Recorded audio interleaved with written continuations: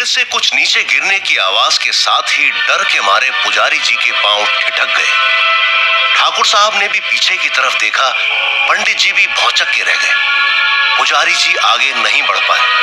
उनके मन में डर समा गया था कि शायद पेड़ से वो रो रहा बच्चा ही नीचे गिरा है। गिरने के साथ ही रोने की आवाज भी रुक गई थी, इसलिए लगभग मन में तय हो गया था कि वो बच्चा ही गिरा है। हालांकि पेड़ ठीक सामने ही था, करीब 15-20 कदम की दूरी पर। पुजारी जी ने पंडित जी की तरफ देखा तो पंडित जी ने आगे बढ़ने का इशारा किया। पुजारी जी कांपते हुए पेड़ की तरफ बढ़े। नजदीक पहुंचे तो उनके होश उड़ गए। कपड़े में लिपटा हुआ वो नवजात बच्चा था, जिसका मुंह खुला हुआ था और उसके मुंह से खून बह रहा था। पुजारी जी उल्टे पांव वापस दौड़े और पंडित जी के पास आकर गिर गए। बदहवास कांपने लगे थे। ठाकुर साहब भी चिंता में थे, लेकिन पंडित जी के संकेत के बिना वो बोल नहीं सकते थे।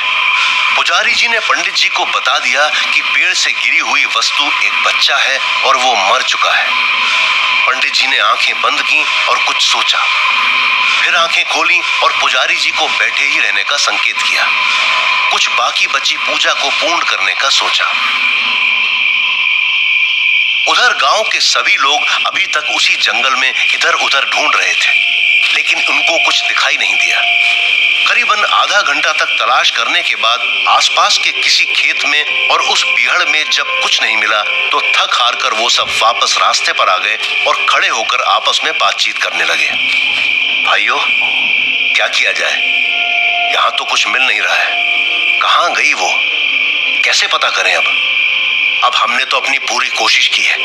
अगर नहीं मिला कुछ तो फिर क्या कर सकते हैं? अब अगर आप कहो तो हम तो इस रास्ते पर और आगे जाकर देख सकते हैं, लेकिन जैसा कि ये लोग हमसे पहले आए थे, ये बता रहे हैं कि यहाँ तक तो इनको दिखाई दे रही थी। यहाँ के बाद वो गायब हो गई तो फिर आगे जाने की कोई तुक नहीं है। हाँ, मुझे भी यही लगता है कि आगे जाने का कोई मतलब नहीं है। भाई लोगों, तुमने ठीक से देखा था? वो औरत यहाँ खेतों की तरफ गई थी या फिर इसी रास्ते पर आगे की तरफ गई थी? नहीं यार, हमने अपनी आंखों से देखा है। हम तीनों ने देखा है।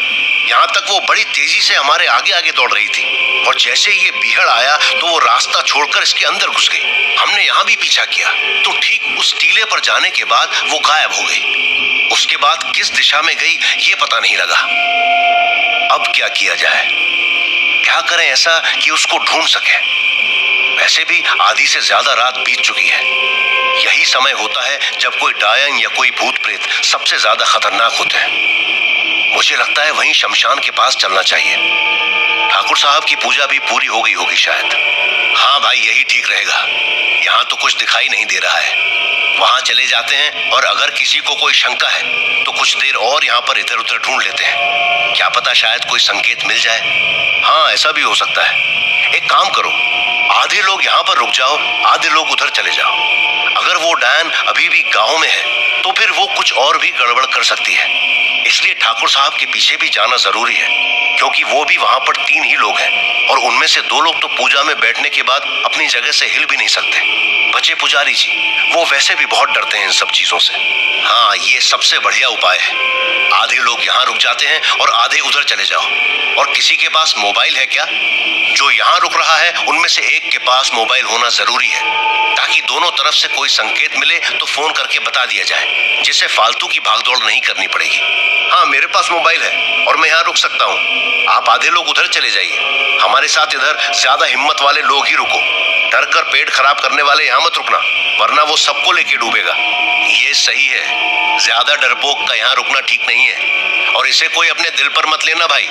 डर तो सबको लगता है, बस कुछ ही लोग होते हैं जो बिल्कुल नहीं डरते या जिनको कम डर लगता है। कहने का मतलब ये है कि हिम्मत वाला आदमी यहाँ रुक जाए। आपस में सलाह मशवरा करके लोगों ने 2 भागों में खुद को बांट लिया। ज्यादा हिम्मत वाले लोगों को जंगल में छोड़ दिया और बाकी के लोग वापस उस रास्ते गांव की तरफ चले। जंगल में रुके हुए लोग वापस उसी तरह घूम फिरकर इधर उधर देखने लगे और बाकी के लोग गांव से होते हुए शमशान की तरफ चले। गांव के उस बीहड़ में काफी देर तक ढूंढने के बाद एक झाड़ में एक बिल्ली दिखाई दी। टॉर्च की रोशनी में बिल्ली की आंखें चमक रही थी। जिस आदमी को बिल्ली दिखाई दी वो अचानक जोर से चिल्लाया, अरे भाइयों भाइयों, सब लोग इधर आओ, दौड़कर जल्दी आओ जल्दी। सभी लोग उसकी आवाज सुनकर के दौड़कर उसके पास आते हैं। चकित होकर उससे पूछते हैं, क्या हुआ, इतनी जोर से क्यों चिल्ला है, कुछ दिखाई दिया क्या? हाँ, इस झाड़ के अंदर देखो, बिल्ली बैठी हुई है और मुझे लग रहा है कि ये वही बिल्ली है जो उस दिन शमशान के बगल में हमने देखी थी और उसके पास बच्चा भी था। मुझे लगता है कि यहाँ पर वो बच्चा हो सकता है। हाँ यार, बिल्ली तो है, लेकिन बच्चा होता तो उसके रोने की आवाज सुनाई देती ना। क्या पता बच्चा सो रहा होगा, नींद में होगा। कहीं ऐसा तो नहीं कि उस डायन ने बच्चे के साथ कुछ ऐसा वैसा कर दिया हो। अरे चुप कर, शुभ शुभ बोल, कुछ भी बोल रहे हो। अब एक काम करो, सब इस झाड़ के चारों तरफ एक घेरा बना लो। आज ये बिल्ली बचकर जानी नहीं चाहिए। अगर पकड़ में ना आए तो लठ मार करके इसकी जान ही ले लो। आज छोड़ना नहीं है उसको। सब लोग बिल्ली की तरफ देखते हुए धीरे धीरे कदमों से चलते हैं। चारों तरफ घेरा बनाकर सब 2-2 कदम की दूरी पर खड़े हो गए। सबके हाथों में लाठियां थी। चारों तरफ से टॉर्च की रोशनी डालकर झाड़ के अंदर देखने लगे। तभी एक आदमी खुशी से चिल्लाया, अरे भाई इधर आओ, सब लोग इधर आओ, एक बच्चा है यहाँ। अरे रुको, कोई उधर नहीं जाएगा।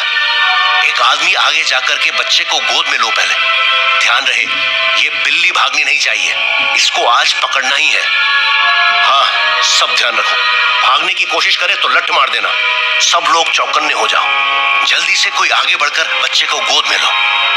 एक व्यक्ति हिम्मत करके आगे बढ़ा, लाठी से झाड़ को थोड़ा इधर उधर किया और बच्चे को उठाया।